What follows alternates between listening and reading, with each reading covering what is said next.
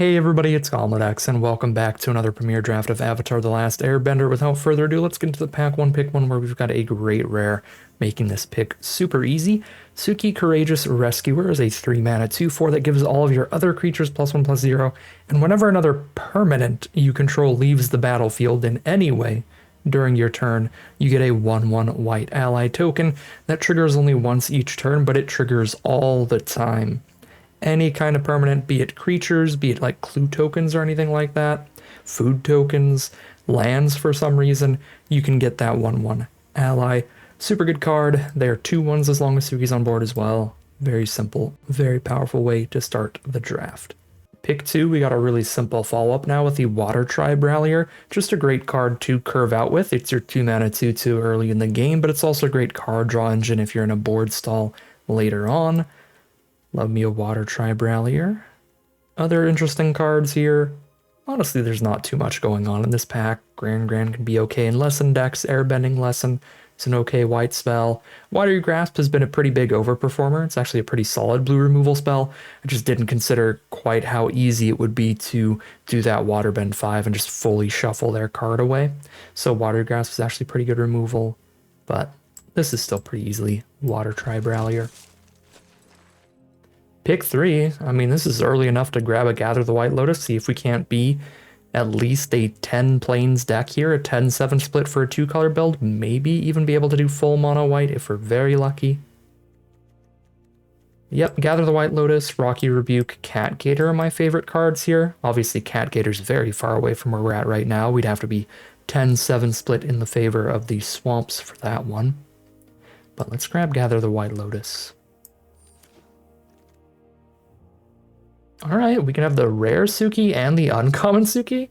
4 mana for an X4. The power is equal to the number of creatures you control. And whenever she attacks, you create a 1/1 white ally. I mean, both of these cards play very well in very similar decks. They're going to be about creating a very wide board state with a lot of tokens. Same with what Gather the White Lotus is doing. If we find anything that cares about allies, and buffs allies or anything like that, that's going to be very good in this deck with 3 different ally token producers now, 2 Sukis and Gather the White Lotus. So Avatar Enthusiast is actually like fine filler at this point. Normally a card I'm not a big fan of at all, but if you get a ton of token production for it, it can actually be kind of large for only 3 mana, so that could be a pretty cute pickup later in these packs. Pick 5, we're on to the filler half of the pack, it looks like. Nothing here is anything I'm very excited by. The first time flyer is pretty good in like blue-red, blue-green lessons, but that's it for like the best card in the pack.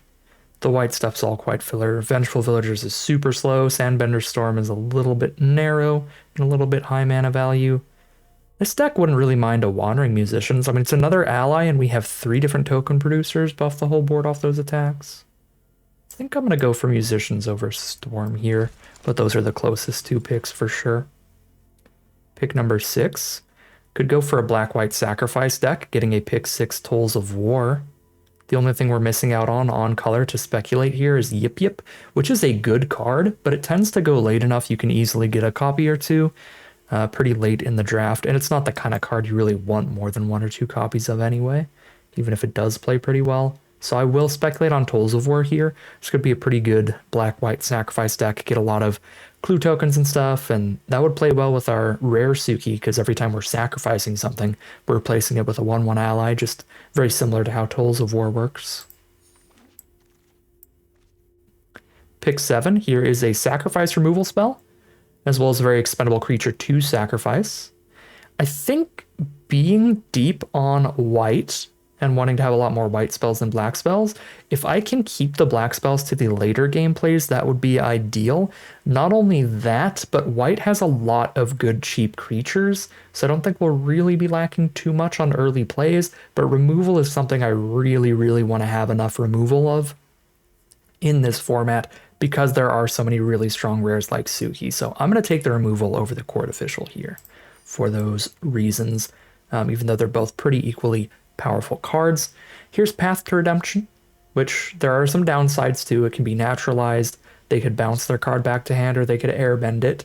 However, the format has played fast enough, especially when you're an aggressive white deck like we're likely to be, that you still get a lot of damage off of playing this early, and we get some added synergy here if we go black-white, where if we do get to the point where we can sack this and exile their creature, we could even get an extra trigger off of it. We could get a trigger on Tolls of War there. I mean, even Suki would trigger off of an enchantment leaving our battlefield. And here's what I was saying about Yip Yip. Pick 9, there's literally nothing else here, so we just get that Yip Yip for free. Which is why, even though I do think it's a good card, solid card to run, it's something I basically never take early. Here's a Callous Inspector, which should be fine for black-white sack. It's a fine creature to sacrifice, and it leaves another token to sacrifice later. Now, it does have that similar issue as the 2-mana black creature that we passed on earlier, which is that currently we are much deeper into white. We don't really want cheap black creatures, but we're taking that over like nothing else. Ooh, the white cards in this pack all wheeled. Nice. I mean, they're not particularly good white cards, but it's still a decent sign for us.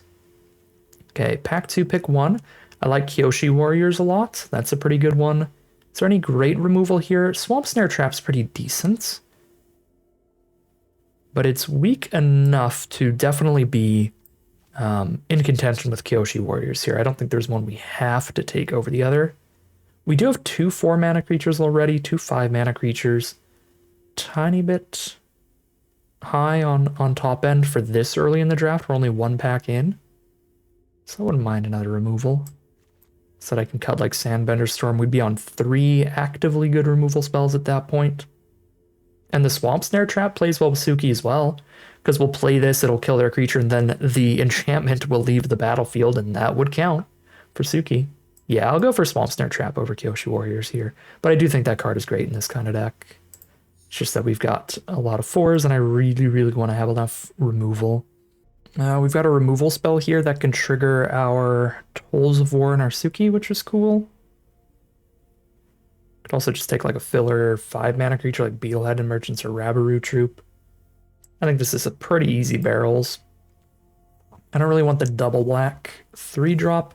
I don't think we're going deep onto black and going for the Cat Gator. I do think this is going to be the deep on white build, because we've got a double white 3-drop rare, double white 4-drop, a lot of cards that require a lot of white mana.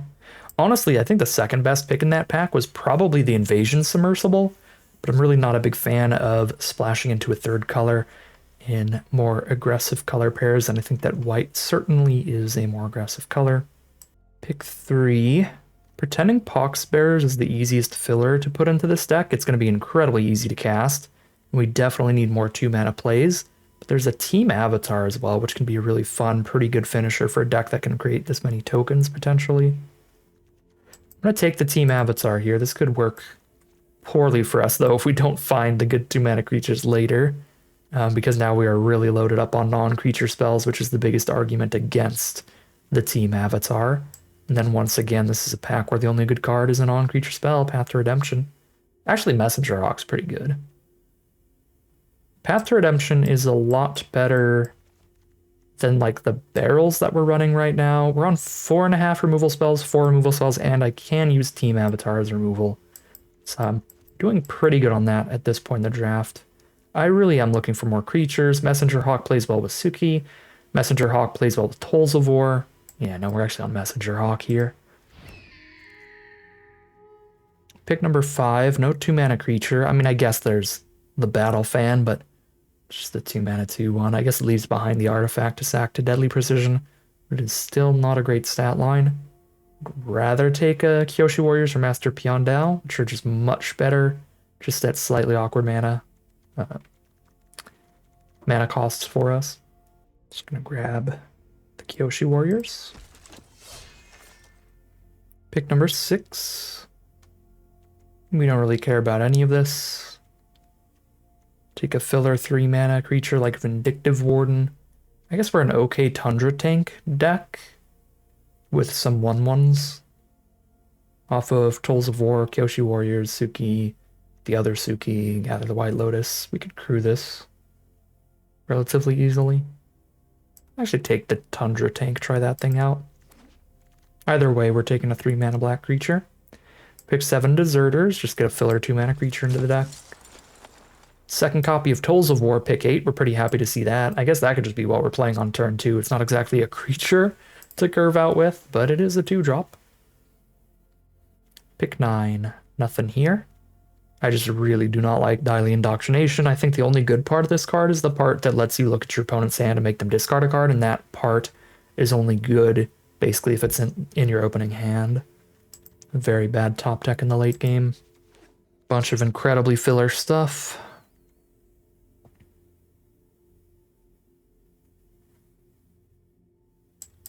Peddlers. All right, get a battle fan here. We'll take it, that filler 2-drop. That made our pick of the, what, Kyoshi Warriors or something over it earlier work out pretty well, since we just wheeled it anyway.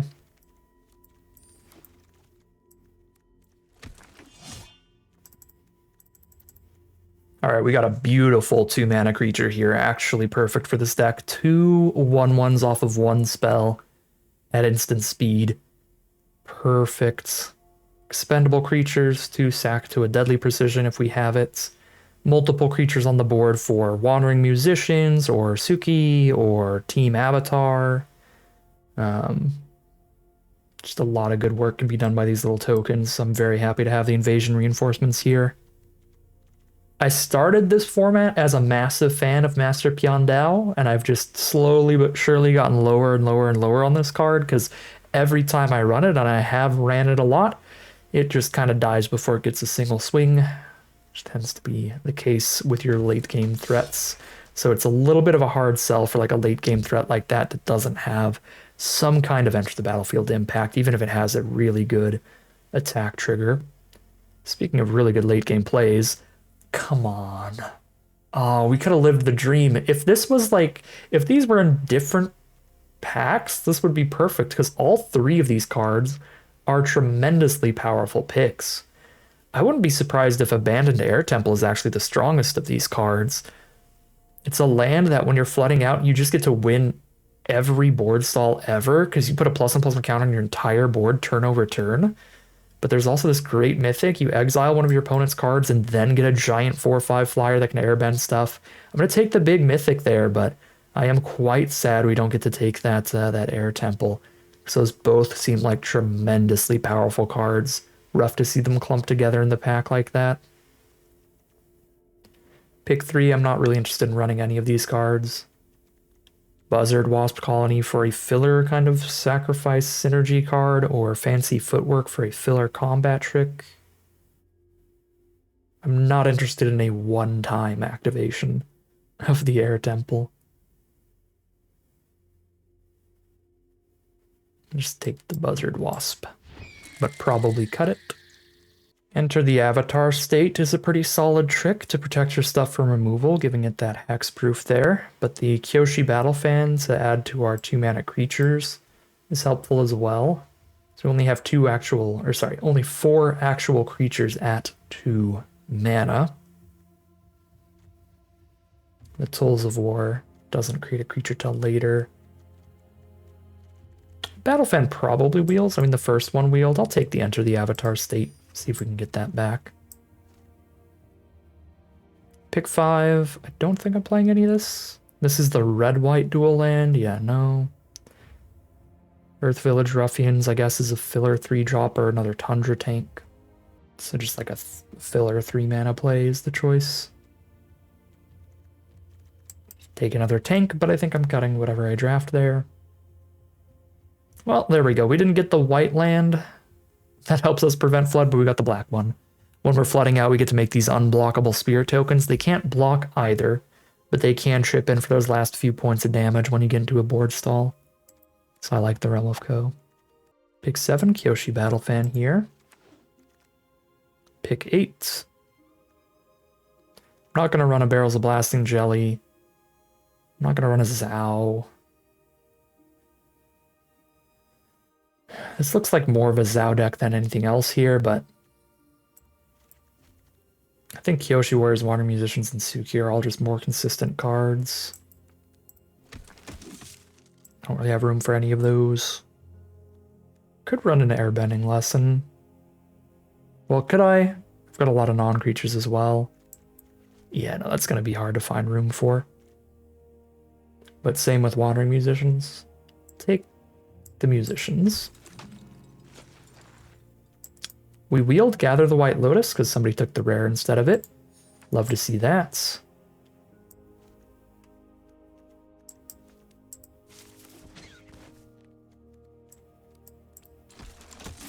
Bunch of black creatures here late, unfortunately. Would love to see a little bit more in terms of white spells to get more planes in the deck for Gather the White Lotus.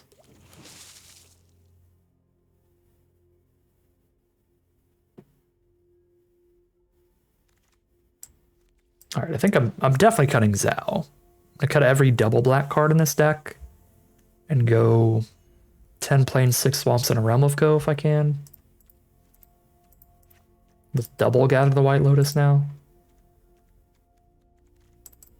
Throw the Sandbender Storms in case I need to cut more black spells. We can run those as well. So let's cut the Wasp Colony and the Zao for sure.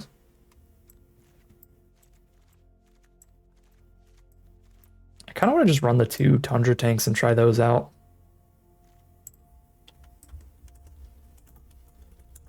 I haven't really played around with them at all yet. Rabbit Troop is our slowest 5-drop. And these are part of our 3-mana creatures. Yeah, let's cut these. What is this creature count? Path to Redemption's not a creature.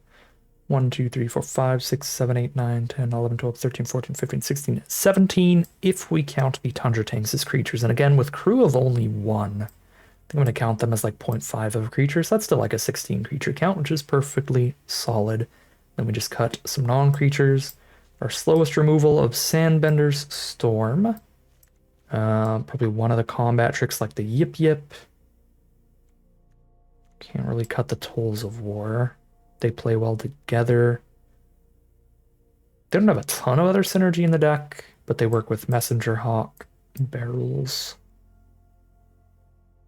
Path, and in duplicates they play well.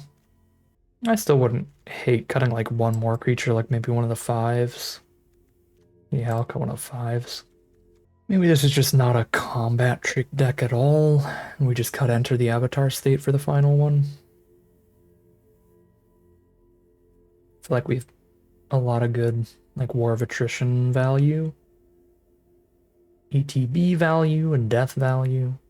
Yeah, I'm gonna cut the Enter the Avatar state. Call it a deck there. Double check the mana base. 15 white cards, 7 black. Definitely afford to do 10-7. Don't think I want to go so crazy to go like 11-6 here. But with 2 Gather the White Lotus, there is certainly a bit of an argument. Most of our black spells are perfectly fine as late game plays. All of these 4 for sure. But Tundra Tanks and Messenger Hawks we'd like to play a little earlier. But I also have Barrels fixing to black. I'm going to go 11-7 on this. And then we'll call it a deck there. Or sorry, 11-6. And we'll call it a deck there. Hop into the gameplay. See how far this one can take us. Alright, here we are on the play for game number 1. That is a keep right there.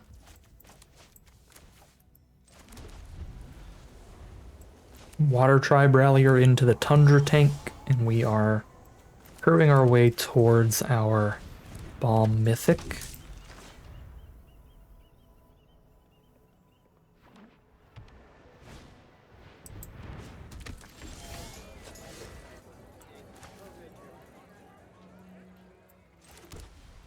I kind of want to just run out Team Avatar here and attack for 3. Rather than going Tundra Tank here. The flaw with this plan is that now we don't have extra removal in hand. We only have the Legend of Yang Chen.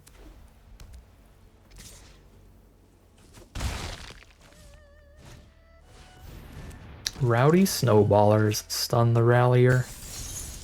Awkward. Hey, there's Suki though. Alright, well that gives us a better play than the Battle Fan for the turn. I think Suki only triggers off of other permanents. Yeah, whenever another permanent you control leaves the battlefield. So if they do have the removal for Suki, we will not get a 1/1 back out of the deal.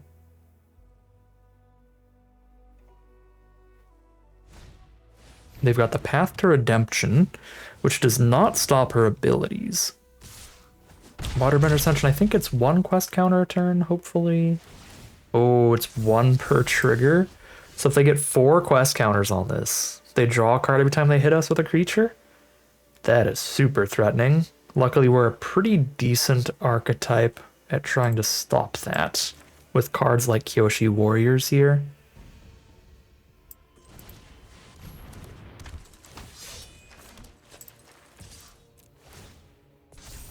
Boom, put them down to 10.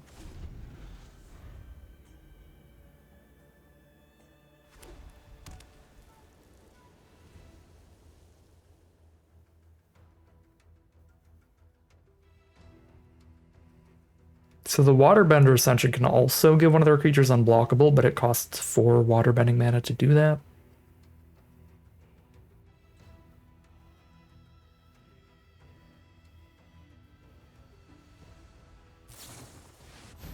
Aang's Iceberg. Exile the Water Tribe Rallier.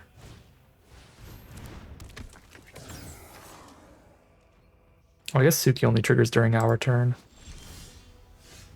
Dang. Okay. Drawn to a Deadly Precision. So we could play a tank and Deadly Precision, sacking a card.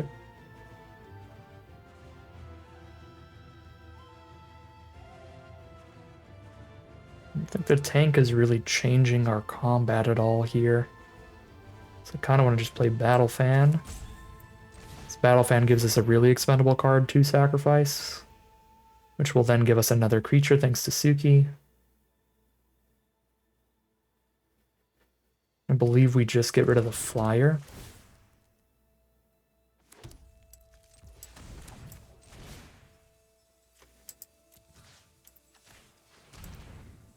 We do it pre-combat to get 1 more creature before the team avatar trigger.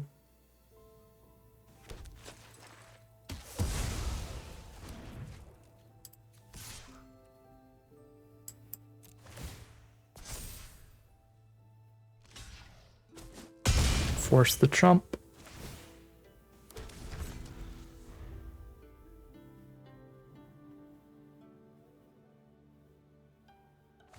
They exile the Suki.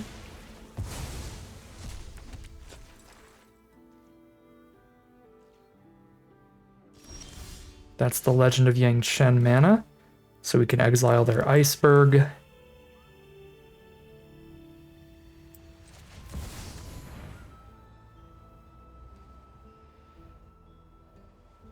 And the choosing starts with me. So they just choose whatever I choose and only one of their cards gets exiled.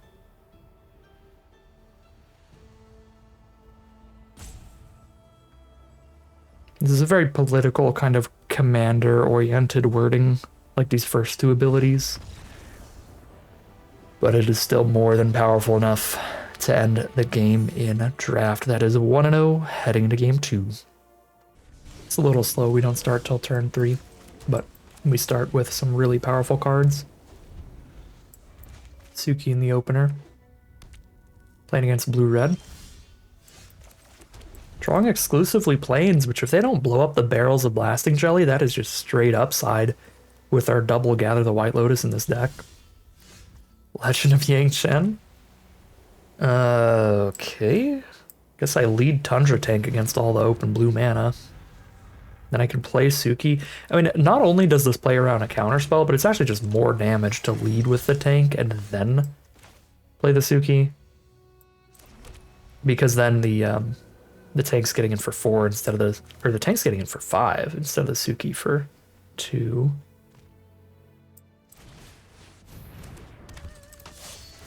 I'm still going to lead Suki instead of playing... And oh my god, I forgot the Firebending. We get to do both. I'm a genius. I totally knew that was about to happen.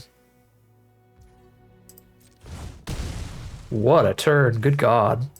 Tundra Tank actually OP?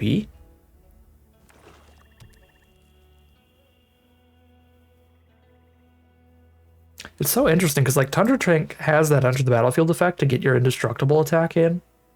But that play right there showed that like maybe sometimes it's better to just run the tank out first without any ETB value. That way next turn you get the attack off, get the firebend. Could really depend on the situation. Boomerang the tank back to our hand. Okay. Not the end of the world, considering we now get the indestructible attack in. However, doesn't really matter if I'm running into a 1-3. So I kind of want to run out the team avatar now.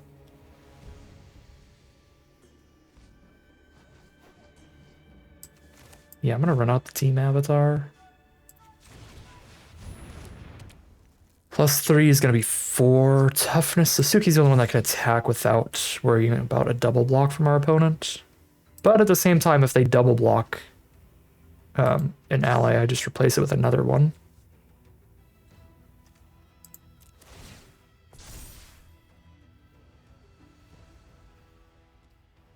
I would trade into both of their cards and get a new 1/1.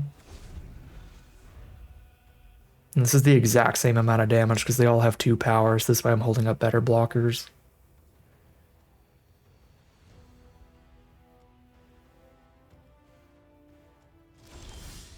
Tolls of War is the draw. Thanks to barrels, I can absolutely run that out. Means no Tundra Tank this turn, but that's okay. So we're just going for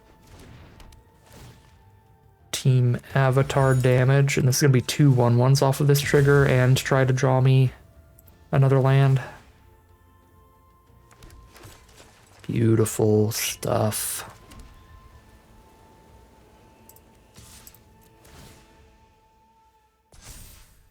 Now Suki has already triggered once this turn, so now they can blow whatever they want up without giving us another 1/1. Sell out the 1/1 token. That feels advantageous for us. They're in a hard position where it's like they have to take a bunch of damage, chump, or throw a real removal spell at the 1/1. So we got rid of a real removal spell just on a 1/1 token. And again, even if Suki's a humble merchant, the real issue here is team avatar at this point. So we are still in a very good position to push damage. Just had a couple phenomenal team avatar games in a row. Play this and Deserters.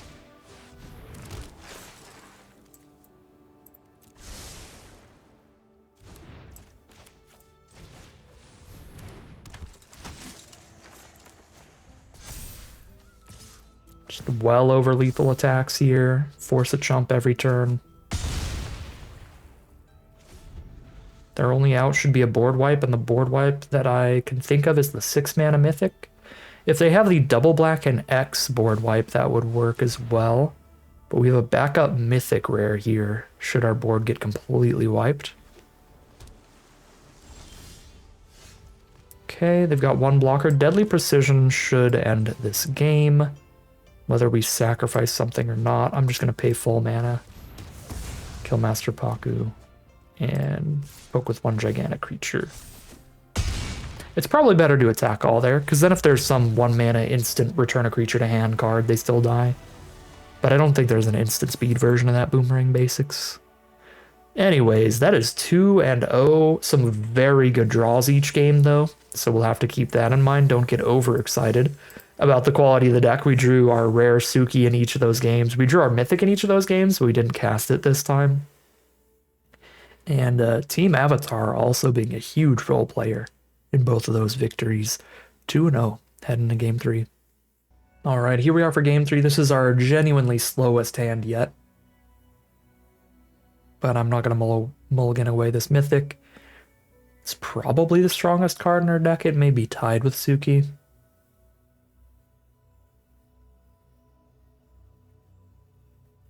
So we'll keep this hand. We are on the draw here, so there's always a chance we draw into some 2 and 3 mana plays. Have something proactive to do instead of just 1 removal spell.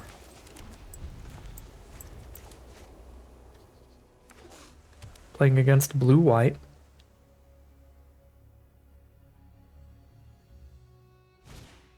South Pole Voyager is their first play. That is really, really good here. Because even if I Path to Redemption it, it's still going to draw them cards when they play 2 allies in 1 turn. I'm not going to have the 5 mana to exile. By the time I have the 5, I could just play the Legend, but the Legend wouldn't exile it either. This is really awkward. Because the way that our hand is set up, I'm pretty sure I'm supposed to Path to Redemption it, but Path to Redemption isn't even very good on it. Okay, that's only 1 ally this turn, so no card draw. Thank goodness. Tolls of War is the draw. That is a better play than Team Avatar on this board.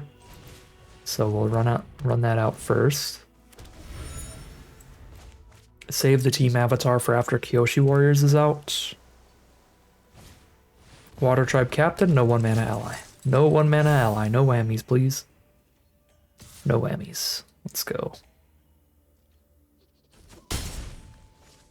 Probably have to Legend of Yangshan away their Avatar enthusiasts. Ooh, Deadly Precision is something here. I don't think I'm sacrificing this clue token right now for that. I could draw the card off of the clue and then also sack the 1/1 to kill the Avatar enthusiasts. I am in the market for slowing them down. We do that and then we just drop Legend of Yangshan next turn. We're just clearing out creatures left and right. Sure, it actually seems fine. Play the full defense here. It's kind of the spot we're in with our slower hand against their quicker one.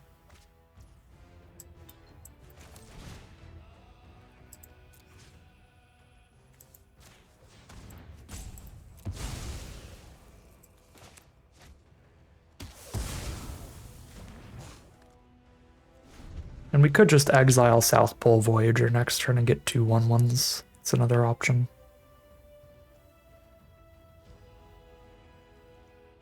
Get a 1/1 from Path and a 1/1 from Tolls of War. Okay, yeah, if they're just gonna hold up 1,000,000 mana, that sounds better to me than trying to run out our Mythic.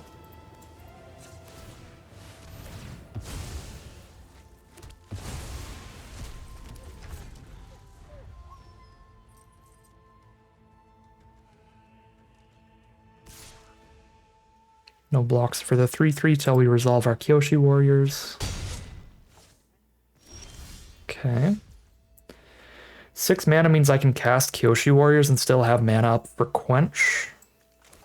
It also means I can cast Suki, still have mana up for Quench, and then have Team Avatar for 3 as removal on Water Tribe Captain.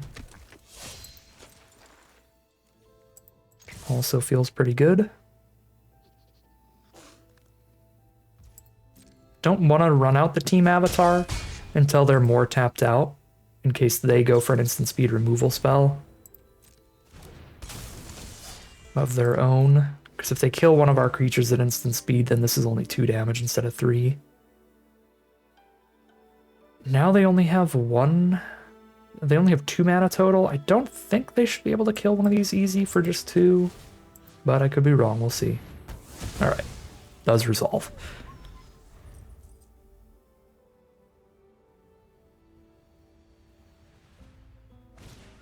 Water Tribe Captain, copy number 2. Well, there's our Legend of Yangshan target. Now they are tapped out of Quench. And even if they had it, I have the mana up for it.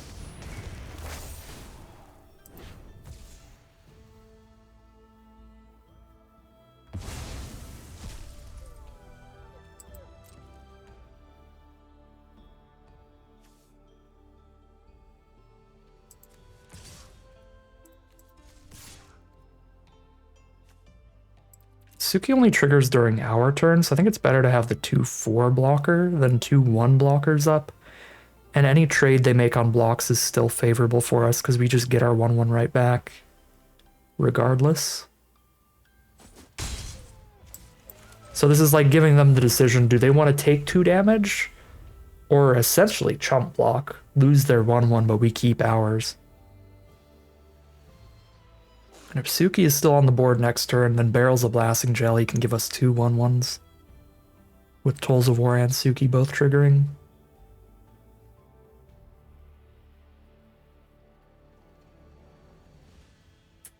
I mean, the luck this run has been absurd. This is our third game in a row we've drawn both Suki and the Legend of Yang-Chen. And Team Avatar, all three. Wild stuff. Team Avatar, not really a bomber or anything, but it's just crazy that we've drawn the exact same three really powerful, really synergistic cards 3 times in a row. Airbending lesson, blow up the token and draw a card. Pretty good deal for our opponent, but so is double Tolls of War. Love to see that. I feel like I get more value off of the extra draw than them here, but usually you probably shouldn't ever have each player draw 3.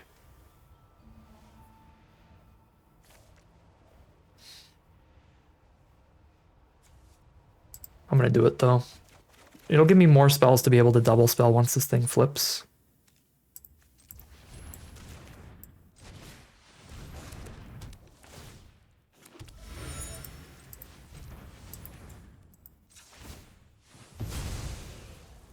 Triple 1/1 from double Tolls and Suki. Tundra Tank. Play the tank or Rallier or Kyoshi Warriors. Let's go Rallier. With all these permanents out, it's going to lead to huge card draw. This time I'll attack with Suki because I've already triggered her. So if I trade a 1/1 off, it's a genuine trade at this point.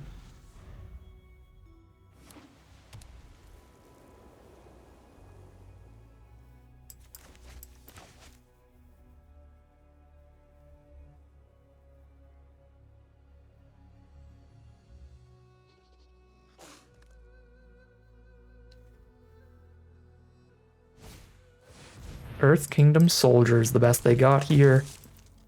Means next turn is going to be insane for us.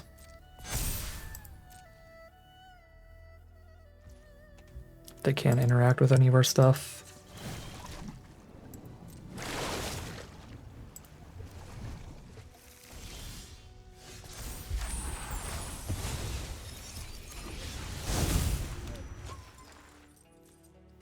Cast your second spell each turn, airbend up to 1 other non-land permanents. Okay, there's the concession from our opponent. They already see the writing on the wall. There's so many things I can do, so many options here. It's going to take me a little while to figure out what's right, and they do not want to sit around for that because anything I do is probably going to kill them. I think the play would be to barrels away their biggest blocker, spit out 3 1/1s off of double Tolls and Suki, and then cast basically any of these spells. Let's see, 1, 2, 3, 4, 5. I guess I'd only have 4 mana left, so I wouldn't trigger the Avatar this turn if I go for barrels. But I think it's likely just barrels. Play a land, play a Kyoshi Warriors, keep a mega wide board to use with the Water Tribe Rallier, and just start jamming. Gross stuff from the deck so far. Really lucky draws. Drawing our strongest rares and really strong synergy pieces in every single game. We'll see if we can't keep that momentum up as we head into game 4. All right, here we are for game 4. This is my riskiest keep that I've gone for so far, because it can definitely flood out. But I see 4 planes and a Gather the White Lotus, and I'm like, well, there's a late game plan right there. It's at least 4 1/1s and a Scry 2 to make sure we don't flood out after casting that.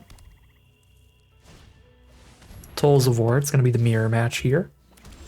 Black-white v black-white. Fortunately, we've drawn a second black spell here on turn 3. But we've also hit 5 planes, so we get 5 1/1s off Gather the White Lotus. Turn 5.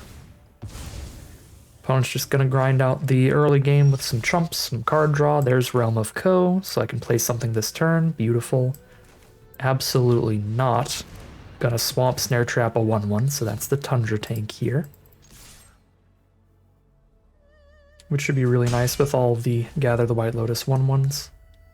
Although, if they play anything good to trap, I'd rather do that than play Gather the White Lotus first, because I still have plenty more planes to play to get more creatures out of the Gather the White Lotus when we get around to it.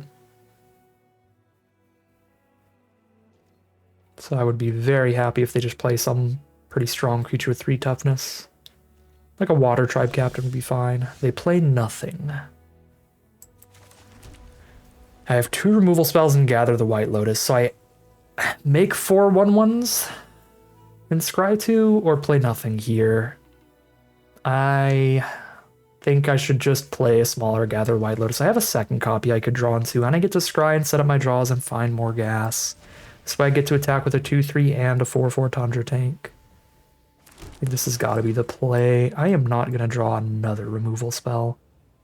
I mean, if I draw that Barrels, I can start activating Realm of Co every turn. But same with if I draw a Swamp, which is also likely at some point. So I'm just going to dig for better spells than that, when I already have 2 removal spells in the hand.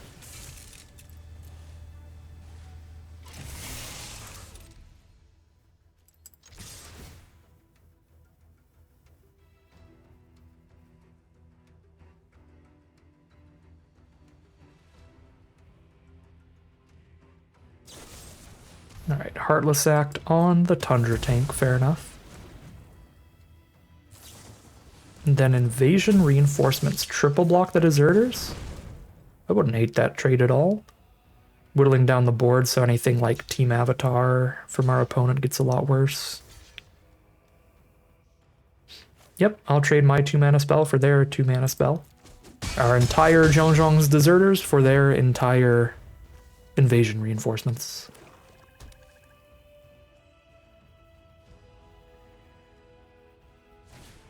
There's a Messenger Hawk. That's a perfectly serviceable target for removal. And luckily, Corrupt Court Official doesn't do anything here.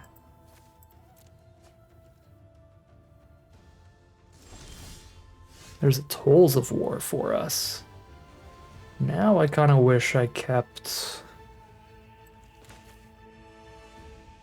the Barrels to be able to play 2 black spells in 1 turn. I'm gonna go for the Tolls. Don't need to kill the Hawk immediately at 20 life.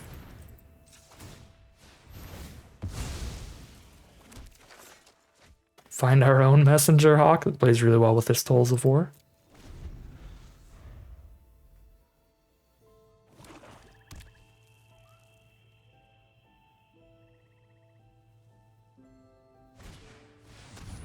There's the Team Avatar. Which is part of why I was saying earlier I wouldn't be that unhappy with that early trade, just whittling down some creatures, because if they get anything like the Team Avatar, make it weaker. Now we definitely need to throw removal at Messenger Hawk, though. But thankfully we have hit the double black now. So we can play the Hawk and the Swamp Snare Trap.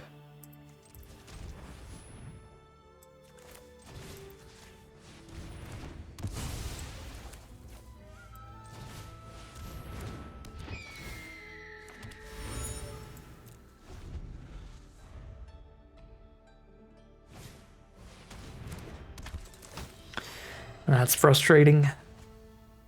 Another Corrupt Court Official to get rid of the Deadly Precision. It doesn't have any good targets yet, but yeah, they are sure to have one soon enough.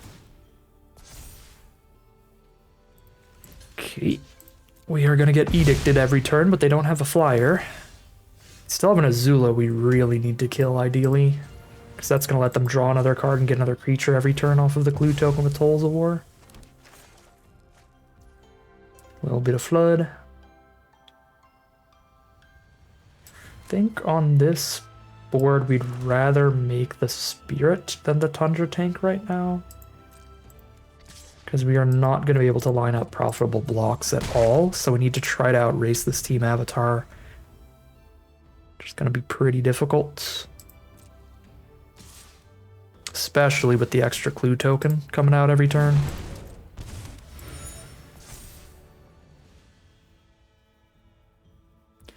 But at the same time, Azula's also pinging them every turn,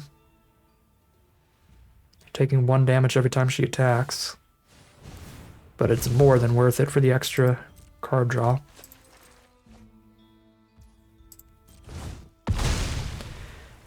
Man, see, the first Corrupt Court Official didn't really do anything. That second Corrupt Court Official hitting the Deadly Precision so that we couldn't hit their Azula was nasty.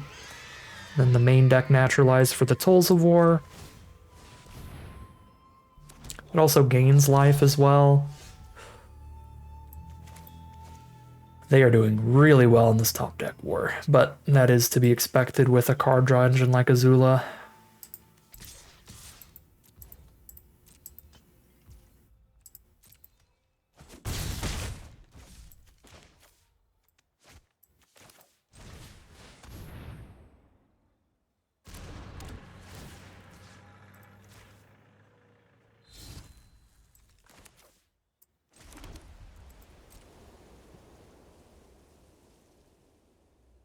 Just farm animals our tolls and get their own 1/1. I'm surprised they have not farm animals their tolls yet. I mean, I guess we're not, like, making any creatures with it right now. But still.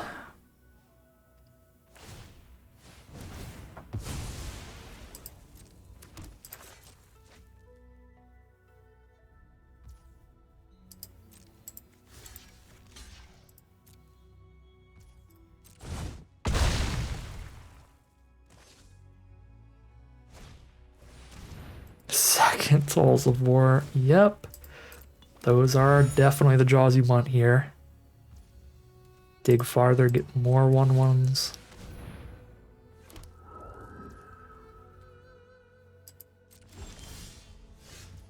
And these are definitely draws you don't want.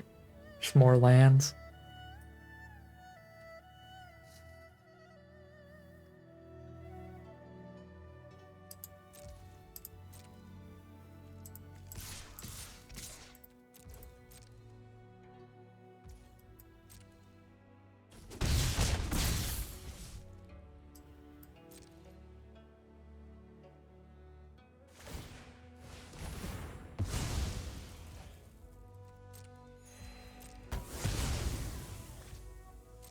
Kill the Tundra Tank, gain 3 life to go back to 9.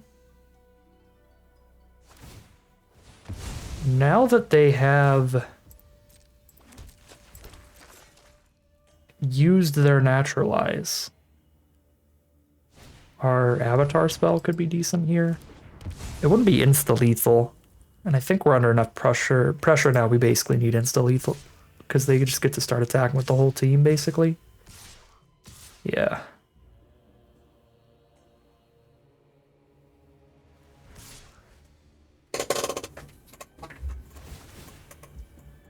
Yeah, if I don't top deck a really powerful spell next turn, it's over.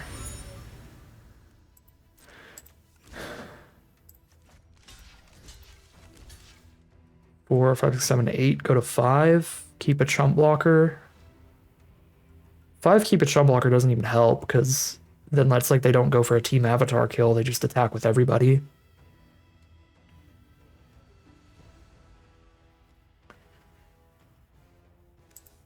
This is... Take 7. Go to 6, that's dead to them attacking with everybody. Or a single attack with team avatar. I think we chump Azula here. And that is 4, go to 9. So then if I find removal for Azula, 1, 2, 3, 4, 5, 6, 7, 8. If I find removal for Azula, this lives. So that's something.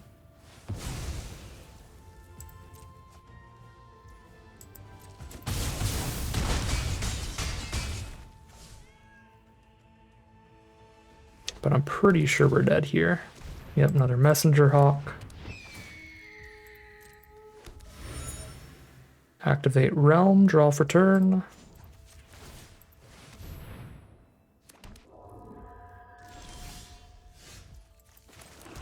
Battle Fan, don't do it.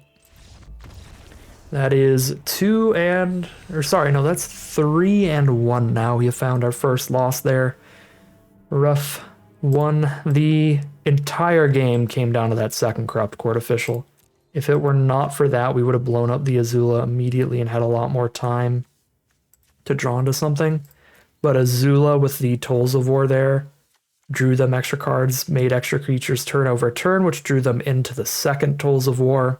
and it was just insurmountable without a way to blow up the Azula. So really MVP, absolutely the second copy of Corrupt Court Official. Without that, we had the removal for the Azula. They would have drawn those cards infinitely slower than they did, to the point where we probably could have outraced them with Realm of Co 1/1 Spirit tokens. But not 100% sure on that, because they also did hit more gas than us just in general within the next few cards in their deck. So it's possible we still would have been too slow, but we've had a way better chance. We would have had more turns killing them with these spirits or hitting them with these spirits. So 3-1, heading into game 5. All right, here we are for game 5. This is a decent opening hand. Does not have a creature actually attacking and blocking until turn 3, so it's a little bit slow. But it does set up a really good Tolls of War board with 2 clue tokens by turn 4. Our opponent is green-white, and they are on the play, so we're going to get green-white ally aggroed out, or at least that's what they're going to try to do here. And they're doing so good so far so good. 2-drop into 3-drop curve. One of them in the sky. 2 power as well, so it gets through the Messenger Hawk.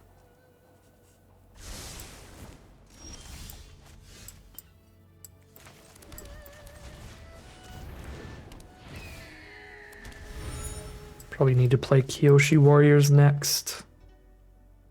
Get as much of a roadblock on the ground as we can. Tolls of War sadly only triggers during our turn. So I couldn't like pass through and try to sack both clues, get a 1/1 and buff Messenger Hawk, because I would not get any 1/1s during their turn. And I only buff the Messenger Hawk during an opponent's turn if I sack both of the clues during their turn. Just go Kyoshi Warriors here. I suppose since Messenger Hawk is not gonna just chump Glider Kids yet, I can poke for 1.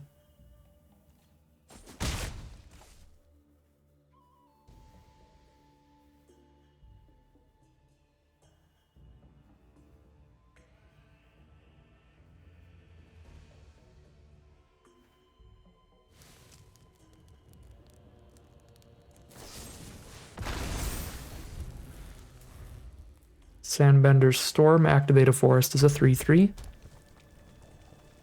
They find a splashed red source here.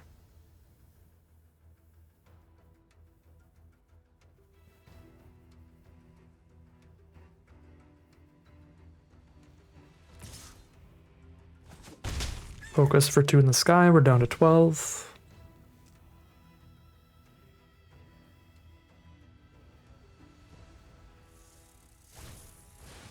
Drop a Badger Mole. Trample to the Gigantic Land. And they have the mana for the Rebellious Captives trigger on it.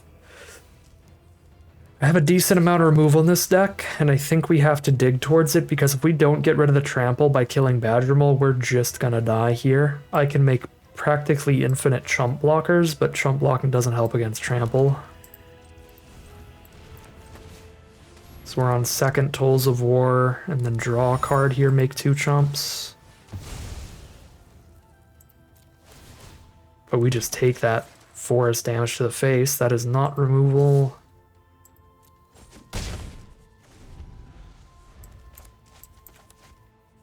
I think we have 5 spells that can kill Badger Mole to try to find. The Legend of Yang Chen, Team Avatar, Path to Redemption, Deadly Precision, and Barrels of Blasting Jelly. Yes, that is 5 cards that can kill Badger Mole, and 1 removal spell that can't. Swamp Snare Trap is our 1 removal spell that can't kill it. But that could kill Glider Kids, which is still a pretty good find. Or make the forest 5 less power. Would also be big.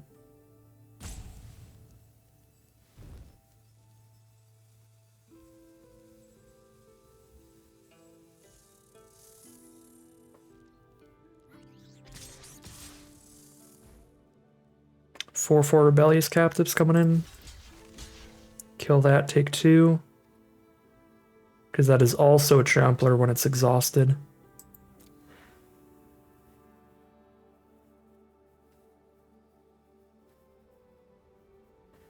They're gonna have a 7/7 trample. Oh no, they're gonna go 5/5 and 2/2. I'm actually much happier with that than the 7/7. There's the Legend of Yang Chen. Beautiful draw. Don't have the mana to crack a clue and do this, so we just Legend the Badger Mole and pass.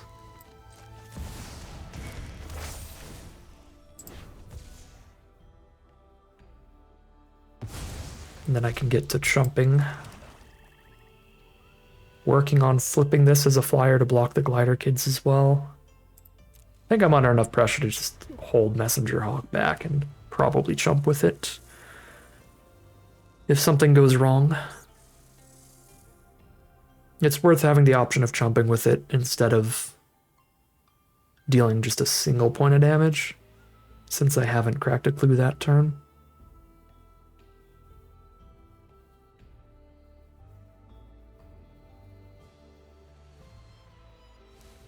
This has been a pretty awkward draw for our Gather the White Lotus.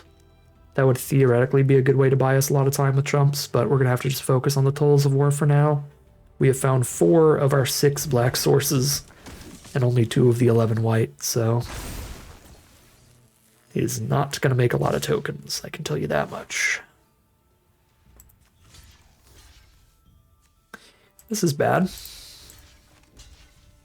This is really bad.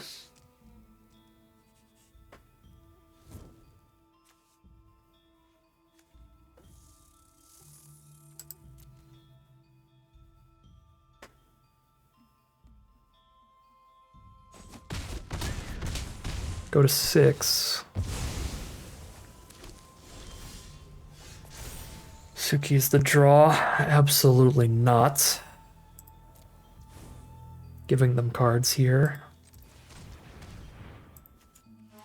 Get 2 1/1 chumpers.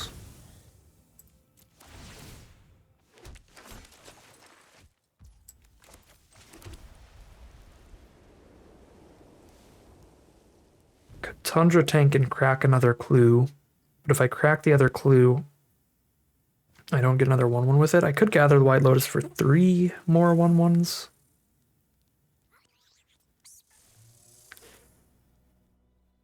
I am under enough pressure that does feel worth it.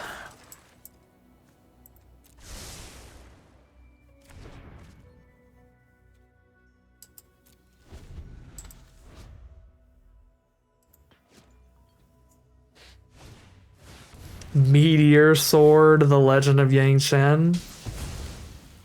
I'm just gonna die to the flyer now. Oh my god. I was relying on that as the flying blocker. I probably should have scryed this away. I should have seen that coming. Should have been focused on trying to get an alternate way to block the flying damage, because I'm just dead to the extra +3/+3 for Meteor Sword. That's so disgusting.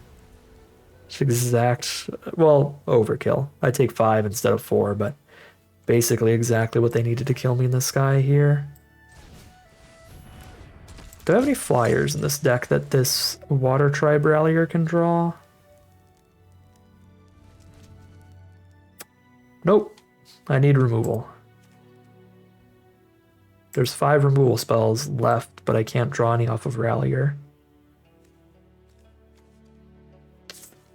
Alright, well. Gross. The best Meteor Sword I've ever seen cast. Blow up my flyer and then equip it to theirs for pretty much exact lethal in the sky, and that's 3 and 2 heading to game 6. Here we are now for game number 6. Apparently we're not running 11 planes. I kind of still want to keep this. Turn 2 Kyoshi Battle Fan, turn 3 Messenger Hawk. But the Gather the White Lotus is really awkward in a hand like this. Keep it regardless.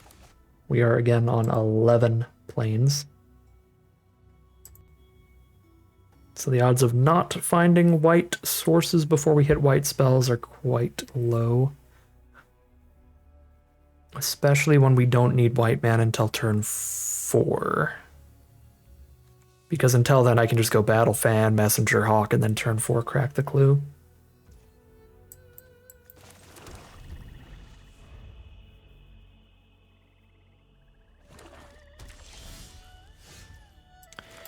First draw is a white spell. There's Battle Fan. Second draw is a white spell. Poke for 2, drop a Messenger Hawk.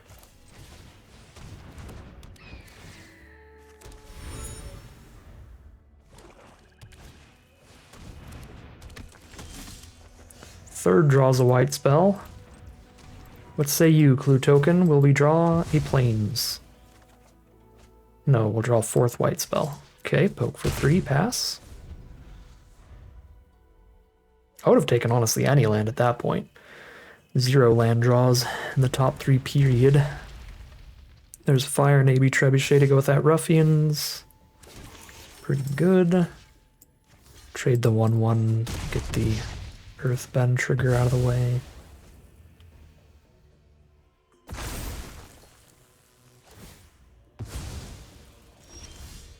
There's the white source.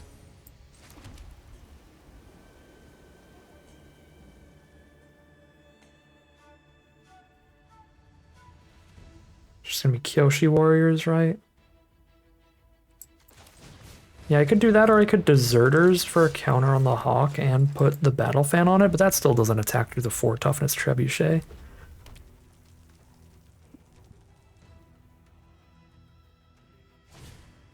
Pirate Peddlers. That's really good with Trebuchet.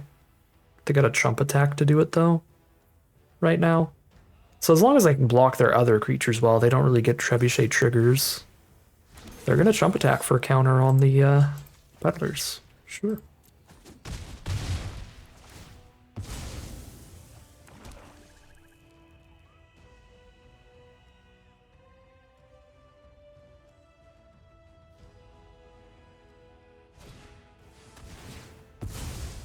Well, that feels super profitable. We got rid of a Deadly Precision and the Earthbent land.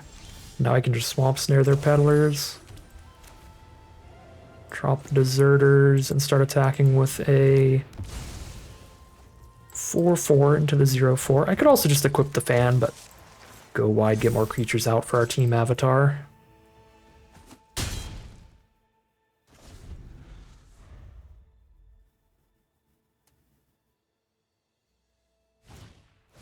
Fire Nation Drill, one of the best rares in the entire set.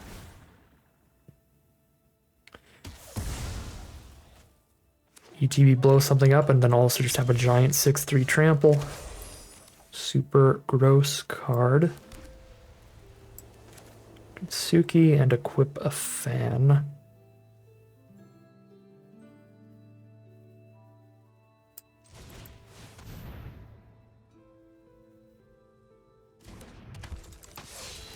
That's kind of it here.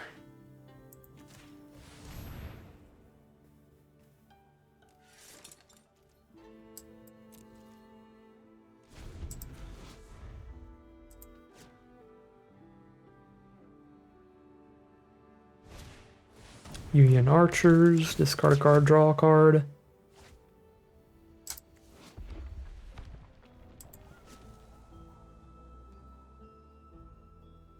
And then here's what's so filthy about that drill. I can take the trade here as our best play, which is if they don't have a combat trick in hand, this one drill killed our best creature and 2 others. I think it's where I'm at, though. Gotta stop these Trebuchet triggers, and I cannot be taking 6 trample every turn. Buzzard Wasp Colony, sack the Trebuchet thing to draw the card. They have a new flyer anyway. The team avatar to blow that up. 2, 3, 4, 5, 6, 7. I don't have the mana to play Gather the White Lotus and use team avatar, so I don't have the mana to kill the colony here then. Unfortunate. Because I need enough creatures out to kill colony. I guess I could have attacked with Suki and had 2 out and then killed colony, but this does feel better than that. Path Redemption's a good draw. Okay, I'm holding everything else off on the ground with just the 1/1s.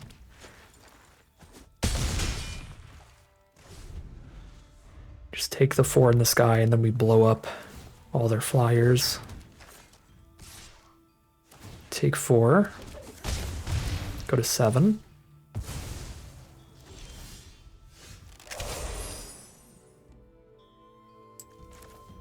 Path... I can path to redemption.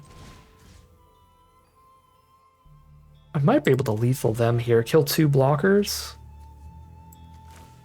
It's a little bold, but I think I try to kill 2 blockers here.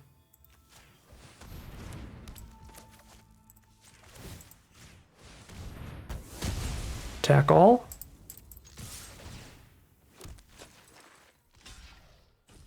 Tremendously close game there. Took a very risky hand. It looked sketchy at the start, but it did pay off in the end. We hit our planes on the 4th draw, I believe. 4th turn, so it would have been the 5th draw, because it was after a clue as well, but that was soon enough. And then from then on, because we have 11 in the deck, we drew more planes than swamps from that point on, so we could then start casting 2 spells a turn, getting back into it. Very scary game, though. They played the super powerful drill. It did 3 for 1 us very well, but they did have to make some early plays there where they weren't getting the most value out of their cards either. They precisioned a pretty weak card. They had a chump attack to trigger the trebuchet to be able to do that precision, so things did line up pretty solid for us once the cards started lining up against each other. The mana may not have lined up well in the early turns, but the cards certainly lined up well for us, and that is 4 and 2 heading into game number 7. All right, here we are for game 7. Absolutely no early creatures, but Gather the White Lotus with triple planes. I feel like I lose with these kind of decks due to mulligan decisions more than anything, because I just get so excited about cards like Gather the White Lotus. Well, our first 2 draws of the game are 2 more black sources, which is not ideal. They did play our target for the Swamp Snare. Just run out one of these tanks so I can attack with them after the Gather the White Lotus. There's a Wolf Bat. Deadly Precision is the draw. Don't have the permanent to sack that. Even if I did, I wouldn't really want to spend a whole removal spell on this card that can come back from grave. Okay, we'll blow up the Beetle-Headed Merchants. 4 out of 6 black sources, only 3 out of 11 white sources. I'm getting very fed up with our Gather the White Lotus draws. Just kill the merchants here. Give ourselves one more shot for the 4th white source.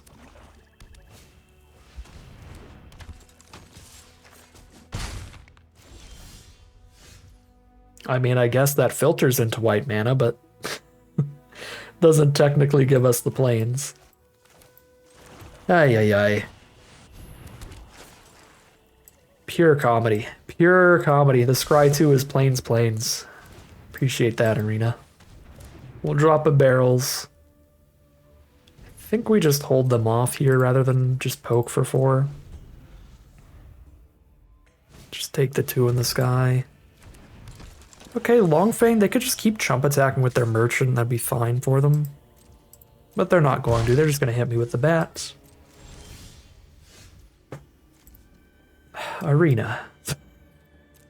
He's like, I heard you wanted planes. I'm so sorry. Here you go. Here you go.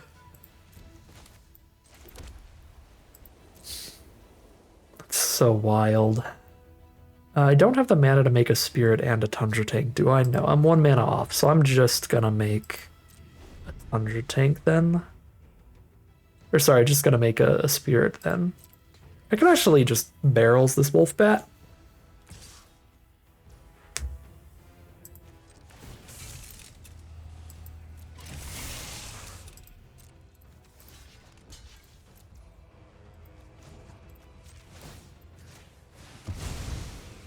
Stop taking this damage. And just get 1 beefy Longfang. Pick up the Merchant. Yeah, so Merchant plus Longfang is their mana sink, and ours is Realm of Co.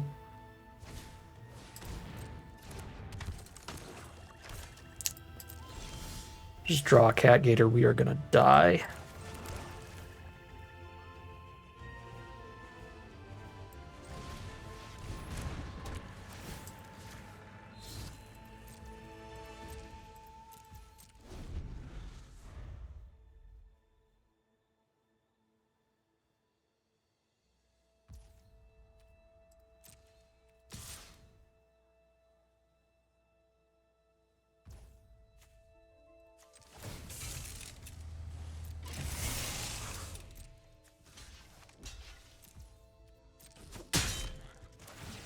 Big long fang. 5/6 long fang.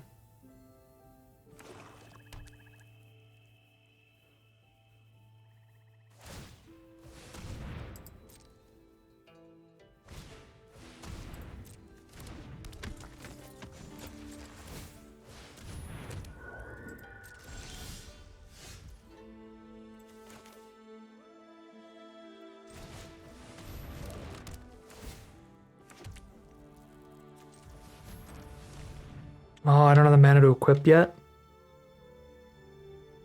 Yeah, I can't equip on the spirit and make another spirit. We just make another spirit then.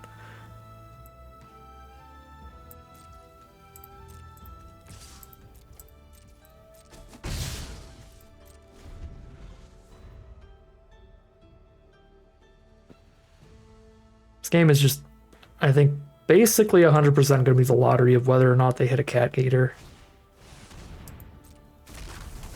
Canyon Crawler's not good, but it ain't a Cat Gator.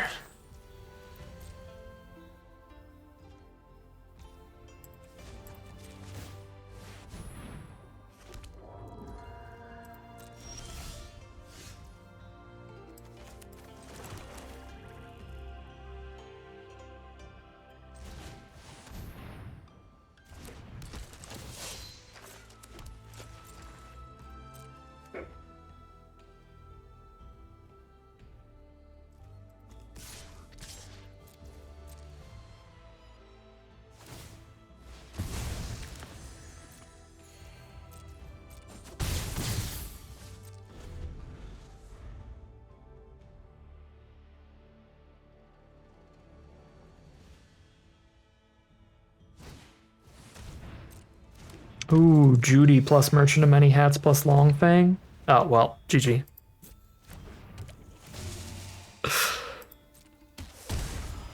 Yep.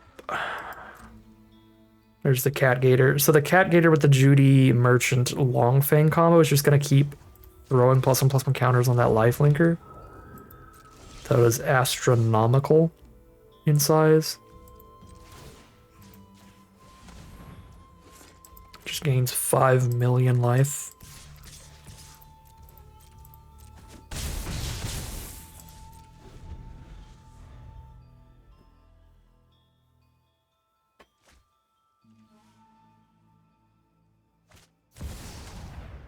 Oh my god. Oh. Now the Phoenix Fleet airship, which gets a copy every time they sack something. Every turn in which they sack something, they get a copy in the end step. Crew's only one, I believe. Yep. Yeah, well, we got outdrawn something fierce this game. Fair enough. I think we had some just ridiculously lucky games to start this draft off. The 3-0 win streak at the start was like absurdly lucky draws, and then we've just had the exact opposite end of the spectrum for our losses here. So it balances out to like an average luck, average record run here. But man, it did not feel good. Because it was just free uber luck wins and just mega unluck losses. What, like the 4 black sources and 3 white sources drawn kind of stuff with White Lotus. Neither of the good rares showing up. I mean, Realm of Co is good here. The only reason I haven't like scooped yet, basically, but I'm literally dead on board now. But not like the Mythic or the Suki here.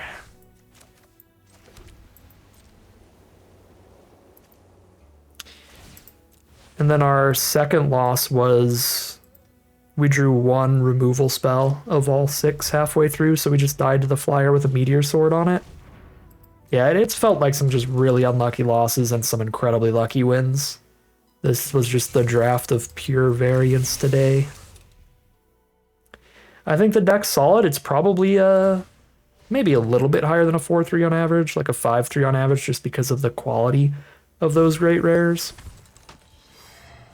But we got about the average run for it that I would expect.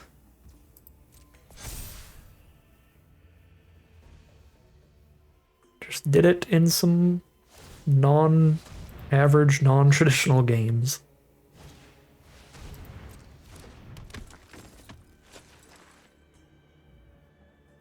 Although, to be fair, how many games do I have to play of this format? Where it's just like some kind of crazy, absurd bomb nonsense? Before I just accept that that is the format. That's another question. But the first, as far as I remember, the first 2 losses were not like crazy bomb stuff like this. But all of our wins were. All of our wins were. Our opponents were not happy with us, I can tell you that. So I don't know. It does feel like there's been a lot more games like this draft in this format than most of recent, like Edge of Eternities, even Spider-Man, but Spider-Man has much bigger, different issues. Yeah. Crazy, crazy hyper variance games today, but again, that does kind of feel like a pretty big aspect of this format, at least my experience with it. Maybe I've just been experiencing a lot more variance than average. But yeah, these games did not feel super decision-based, super skill-based. It was just like, ooh, I drew Suki and Legend of Yang-Chen and Team Avatar 3 games in a row. Whee! Free wins. And then the last 2 losses was like, well, I drew 1 removal spell the whole game against the flyer. We mega die there. And then the final game, the Gather the White Lotus mana draws were absurd these last couple games. I mean, I won the first game where I kept triple Black Source with some white spells in it because I had 11 planes. So I'm like, I'm pretty sure I can rely on hitting a white source by the time it really matters, because we also had Messenger Hawk drawing an additional card, but the land draws were really awkward, and that is literally just like the odds of drawing lands. That has nothing to do with the format. So I do think that some of my issues with high variance games in this format are just the way my games have ended up playing. They are just like awkward luck, awkward variance in general. We have like, not exactly, but we have essentially twice as many white sources as black sources, and we had mono black hands like multiple times, as well as the Gather the White Lotus opener that drew into more black sources before white. We had 3 plains and like 4 swamps. Like, the odds were so low on those draws, so I feel like I got hit hard by variance in the set. But I think part of that is that it is also a bit of a higher variance set in terms of card quality, even if land variance has been acting up on me as well lately. But I digress. I'm rambling now. This was still very solid deck, very solid run, get a 4-3 out of it. I think this is probably a 5-3 on average, but I'll take 4-3. I will take what I can get here. Fun deck, good synergy. The Tolls of Wars overperformed a little bit. I thought it might be a little bit low on sack stuff for them, but they played perfectly fine with Messenger Hawk, Barrels, Path to Redemption, and Deadly Precision. They obviously could have used a little bit more sacrifice synergy to be really good, but they were more than serviceable in here every time we drew them. And everything else in the deck I think is just straight up solid power up front. Doesn't really need too much synergy, except for like maybe Team Avatar, which I think we had plenty of creatures to play it, so that played pretty well for us. And then maybe like the Tundra tanks Never played these before, but they were so reasonable in this deck. They were perfectly serviceable just because we had plenty of like little 1/1 tokens or like 1/2 messenger hawks and stuff. More than enough ways to crew the tanks. They were perfectly fine filler at 3 mana, and we needed some more random filler 3 mana creatures, so they fit the role there pretty well. There was one game where they really popped off. The game where we got to use the Firebending mana on invasion reinforcements. That was phenomenal. But overall, they were perfectly fine, perfectly average filler 3 drops for the deck, so I'll take that. Biggest underperformer goes to Gather the White Lotus, and honestly, I think that's just the variance of how we drew. We consistently drew the White Lotus with more black sources than white sources on board, which is insane. I guess not technically on board, but more black sources than white sources drawn, which is just highly unlikely when we're running essentially twice as many white sources than black sources, so just is what it is. We just had awkward draws for the gathers. I think they're worth playing when you're on an 11-6 split, but maybe, I mean, the way we drew, honestly, maybe we were supposed to be 12-5 at that point. I could see the justification, but let's end the rambling there. That is another decent little run of Avatar: The Last Airbender. But that is going to end today's video. As always, I'd like to thank my patrons and YouTube members for their support, as well as you for watching the video. If you enjoyed it and you're interested in seeing some more, you can always like, comment, and subscribe to tell the YouTube audience send us more in your recommended feed. If you'd like to catch me live, you can check out the Twitch channel, link in the description below. And if you'd like to support the channel directly, you can check out the Patreon, link in the description below. But other than that, as always, thank you very much for watching, and I'll see you again soon for some more Magic Arena.